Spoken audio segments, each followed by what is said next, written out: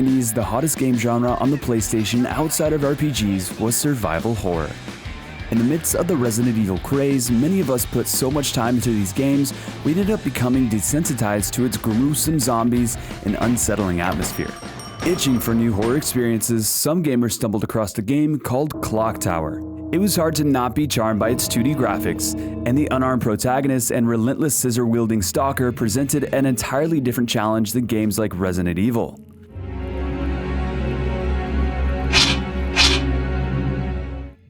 But the clock tower that some gamers discovered on the PlayStation in 1997 is not actually where the series began. The franchise actually started with a Japan-only title on the Super Famicom, and it has a fascinating history beyond that. In fact, its legacy is still seen today, with references in modern games like 2017's Resident Evil 7. Today we're looking at one of the more fascinating horror games of the mid-90s, Clock Tower, and the story of its developer, Human Entertainment.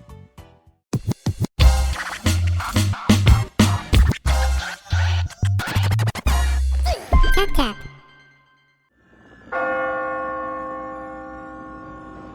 Whether you're already well acquainted with the Scissorman or just discovering this unique horror gem for the first time, join us as we dig into the concept and creation of a cult horror icon. To properly understand Clock Tower, we first need to take a look at its developer, Human Entertainment. The studio was originally founded in 1983 by Choshiro Suzuki. From the late 80s to early 90s, Human primarily did some contracting work for gaming giants like Nintendo and Bandai. However, in 1989, the company was able to release its first original game, Fire Pro Wrestling Combination Tag for the PC Engine. Thanks to its unique design and fun gameplay, the first game in the Fire Pro Wrestling series received rave reviews. In the years that followed, several sequels to Fire Pro Wrestling were released across a variety of platforms. Human also developed a few notable outsourced games like Formation Soccer, which was released for Super Nintendo in North America as Super Soccer, and Human Grand Prix, which was released in America as F1 Pole Position. Despite the company's success with these titles, Suzuki was dissatisfied only producing sports and racing games, and believed the future of Human should be more diverse. To expand the company's capabilities, he decided to pursue a more cinematic approach. When you hear cinematic games, you might think of the increasing reliance on cutscenes with some PlayStation games. Human Entertainment's idea was different though. Suzuki was inspired by the drama of America's 70s filmmakers and the gore and terror of the Italian horror movement known as Ghetto.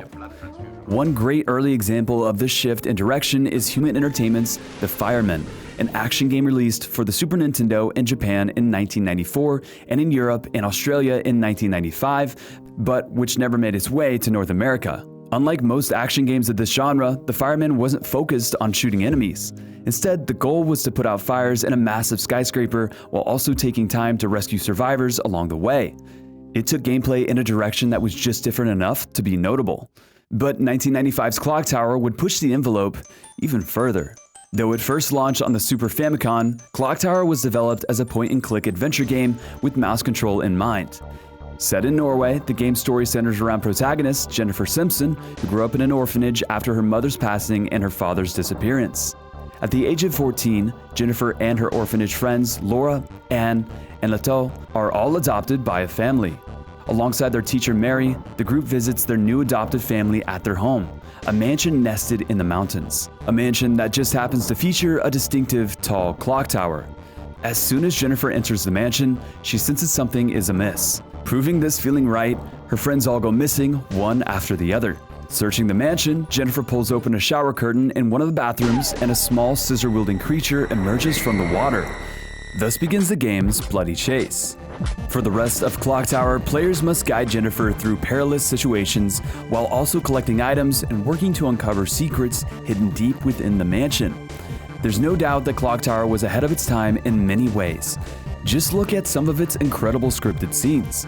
This level of direction and fidelity was a rarity on the just-released PlayStation 1 and basically non-existent on the Super Famicom. The most memorable moments in Clock Tower are the various ways in which the Scissorman can appear. For example, if Jennifer plays the piano in the music room, he might jump down from the ceiling and begin his pursuit. If Jennifer passes through a hall with colored windows, he might just burst through the stained glass.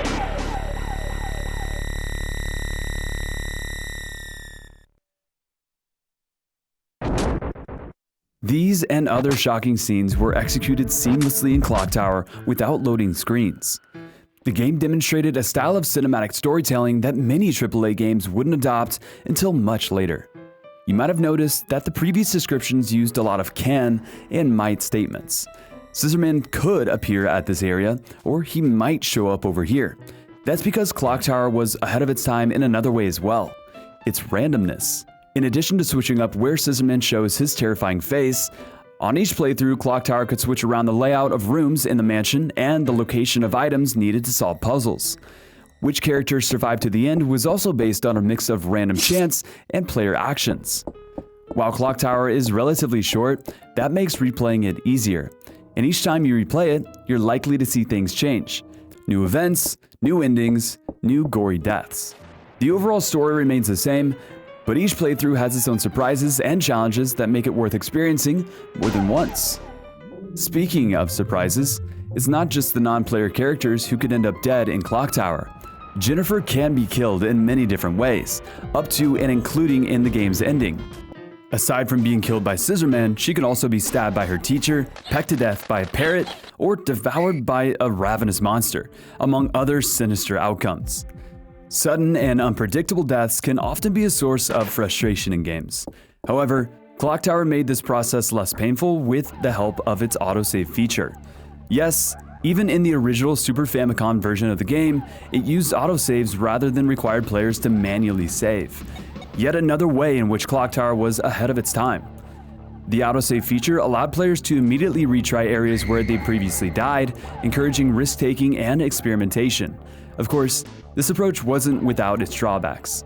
In rare cases, players could trigger a death ending without reaching a helpful autosave point to fall back on, leading to an unwinnable situation and forcing the player to start over.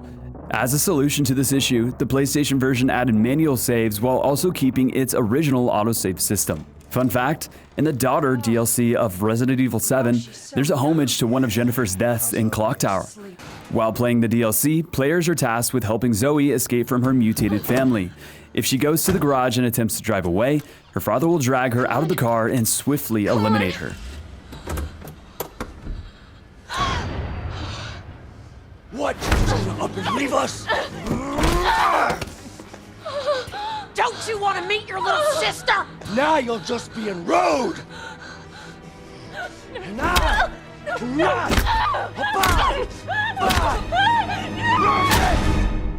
Similarly, in Clock Tower, Jennifer can also find a car in the warehouse and try to escape. However, this leads to a deadly trap where players will discover that Scissorman was hiding in the backseat of the car the whole time. Another subtle nod to Clock Tower can be found in Resident Evil Village. Remember that horrifying baby monster located in the dollhouse basement? It's one of the most unforgettable moments of Village, and it seems like it was inspired at least partially by the appearance of Dan Barrows in Clock Tower. Wait a second, Dan? Who's Dan? Allow us to explain. In Clock Tower's true ending, Jennifer opens the door to a strange ritual room in an underground cave, revealing a dramatic plot twist. As it turns out, Jennifer's teacher, Mary, was the mastermind behind it all. Her full name is Mary Barrows, and she's a member of the Barrows family who own the mansion.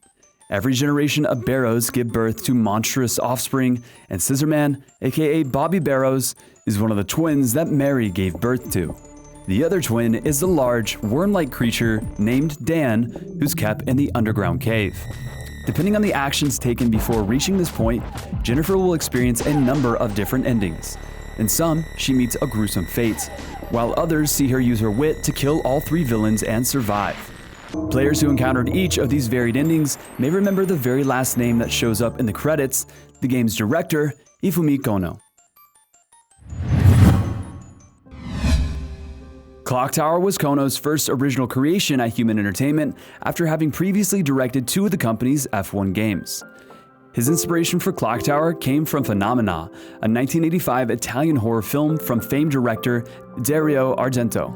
The movie stars Jennifer Connelly, whose face looks strikingly similar to the Jennifer who serves as the protagonist in Clock Tower. The similarities don't end there. Phenomena even has a deformed, scissor-wielding murderer. Clock Tower used special effects to enhance its scenes and achieve a cinematic quality on par with hit inspirations. For example, the game was ahead of the curve in using digitized photos of real people for its character portraits. The team at Human Entertainment even used motion capture to bring Jennifer to life in a more realistic manner. We've praised Clock Tower over and over again for being ahead of its time, but that forward thinking came with a downside. Because of how different it was from everything else on the market, the game would struggle to achieve massive sales success. It received critically acclaim, but failed to sell well. On top of that, Kono seemed uninterested in developing a sequel. It seemed likely that Clock Tower would be the first and last of its kind. Just as Kono was about to give up on a sequel, however, the Japanese gaming industry entered a period of transformation, entering the 3D era with the new round of consoles. Kono found his interest in revisiting Clock Tower reignited by the new technology. Just as suddenly as it seemed unlikely to ever happen, preparation on Clock Tower 2 began. Clock Tower 2 was released in full 3D on the PlayStation in Japan in December 1996. It would take another year and a half to finally make it to North America, where it was known simply as Clock Tower, since the first game was never released here. Although it kept familiar gameplay from the original, Clock Tower 2 featured much smoother controls, among other improvements thanks to the more powerful hardware. The sequel also importantly gave survival horror fans exactly what they wanted: more Scissormen. In the first Clock Tower, it was difficult to encounter the iconic bad guy more than 2 or 3 times in a single playthrough. In the second game though, Scissorman could continuously stalk players. Even if players managed to temporarily fend off this slasher, he would quickly reappear. Scissorman was also smarter this time around. Hiding in the same spot made it easier for him to discover the player and torment them further. 1996's Clock Tower was divided into 3 chapters. True to the unpredictability of the first game, the characters who starred in each chapter, as well as the levels themselves, could change based on the player's actions. This made the full Clock Tower 2 experience noticeably longer and even more replayable than its predecessor. Alongside launching in more territories around the world, Clock Tower 2's more ambitious scope led to greater success. The game managed to sell nearly 500,000 copies. That may not seem like much compared to the millions of copies of Resident Evil being sold around the same time, but for a small team like Human, and for a game where the protagonist couldn't fight back against her enemies, this number was quite impressive.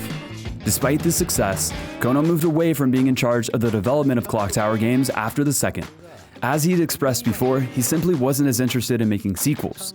Kono would instead go on to focus other ambitious projects, such as the sci-fi RPG Infinite Space, or Capcom's hardcore mech game Steel Battalion. While the Clock Tower series continued after Kono moved away from it, the later entries struggled to maintain the charm of the first 2. In 1998, Clock Tower Ghost Ahead was released in Japan for the PlayStation 1. It made its way to North America later that year under the name Clock Tower 2: The Struggle Within. The third game in the series moved the setting out of Europe and to Osaka, Japan, although strangely it was changed to California for the North American release. Clock Tower 2: The Struggle Within stars newcomer Alyssa Hale, a normal, harmless-looking high school girl who secretly has a mysterious entity named Mr. Bates inside of her soul. It was an intriguing idea. Alyssa's gameplay maintained the hiding and running away gameplay of previous Clock Tower games, but when Bates took over, the game introduced new combat options. However, fans and critics alike hated the major shift in the series formula. The game was heavily criticized for muddying what made the old Clock Tower titles unique: a vulnerable protagonist who had to survive against the odds. Those criticisms were mirrored in sales as well. Clock Tower 2: The Struggle Within reportedly sold less than 200,000 copies worldwide. As the new millennium approached, Human faced new challenges such as a decline in the arcade business, fierce competition in the console market, and the departure of several key employees. By January 2000, Human Entertainment filed for bankruptcy, with the IP it owned being scattered to various buyers. The smaller Japanese company Sunsoft became the owner of the Clock Tower franchise, and in 2001, the survival horror masters at Capcom announced that they would partner with Sunsoft to develop and publish the next entry in the series. Capcom's Clock Tower 3 was released in 2002 in Japan and 2003 in North America and Europe. Though taken over by new owners, the 4th game in the series continued Human Entertainment's approach of delivering a movie-like horror experience. To accomplish this, Capcom enlisted the talents of a respected film director, Kenji Fukusaku, who is best known for directing 2000's cult hit Battle Royale. Fukusaku was joined by game director Tomoshi Sadamoto, who had previously directed the Resident Evil arcade spin-off Resident Evil Survivor 2. The new blood paid off. at least in some ways. In terms of graphical polish, Clock Tower 3 looked fantastic and worlds apart from lower budget efforts of Human Entertainment. This is obvious just from looking at the protagonist's incredibly detailed movements. Being chased by monsters for an extended period would induce a panic state as part of the game's new panic meter, causing her to realistically stumble and fall while running. The environments also looked like a huge step up, and in general, Capcom's higher production values showed throughout all of Clock Tower 3. Clock Tower 3's story follows the tale of 14-year-old Alyssa Hamilton, not to be confused with the Struggle Within's Alyssa Hale. This new Alyssa is sent to a boarding school by her mother. After 3 years at the school, she receives a strange letter from her mother, warning her of impending danger and instructing her to hide until she turns 15. Confused by her mother's cryptic message, Alyssa decides to return home. During her quest, she uncovers startling family secrets. For example, that her bloodline has time-traveling abilities and has a sacred mission to seal demons. It was an interesting path, full of fun twists, but with enough foreshadowing that it never felt like they were coming out of nowhere. Fans of previous Clock Tower games, however, were not pleased. The main criticism voiced by fans was that Clock Tower 3's plot had nothing to do with previous games in the series. The gameplay also departed from the point-and-click adventure style to more of a third-person action game similar to Resident Evil. Players controlled the protagonist more directly and faced off against a different murderer in each chapter. Clock Tower 3 was a decent enough standalone horror game, but it couldn't rightfully be called a Clock Tower game. And whether it was due to coming across as a more generic survival game or just a growing lack of interest in the franchise that had lost touch with its roots, Clock Tower 3 continued the series' sales decline as well. After 2 years, it could barely muster over 100,000 units sold. Skipping ahead to 2023, it's been 2 long decades without any new releases in the Clock Tower franchise. While survival horror franchises like Resident Evil and Silent Hill remain more relevant and have huge fan bases, this series has completely slipped away from memory. There are 2 main reasons Clock Tower has faded away. First, Human Entertainment's bankruptcy, which led to the disbandment of the original Clock Tower creative team. And second, the slower-paced gameplay, the very thing that made the early Clock Tower games stand out so much. It was difficult transitioning to a new millennium of increasingly powerful hardware and increasingly fast-paced, flashy games. It's easy to look back and pass judgment on the changes made in the less successful Clock Tower titles like The Struggle Within and Clock Tower 3. But in reality, those changes were only meant to adapt to the trends and changing tastes of the times, as much out of necessity anything else. Those players who were lucky enough to discover the Clock Tower series back in its prime will always hold it in high regard. This was a game that messed with players' heads and built up an atmosphere of suspense like no other.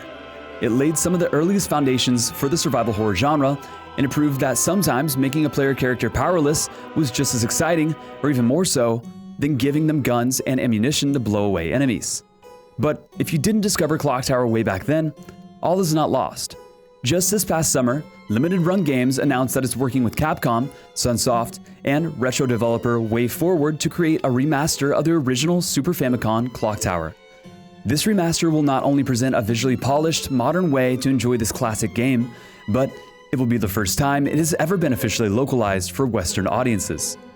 The new remaster of Clock Tower is planned for launch in 2024 on all modern hardware: the Nintendo Switch, PC, PlayStation 4, PlayStation 5, Xbox One, and Xbox Series X and S. With any luck, a whole new generation will take this opportunity to discover the unforgettable horror of Scissorman. And perhaps Capcom and Sunsoft will see fit to finally revisit Clock Tower with a new game once again.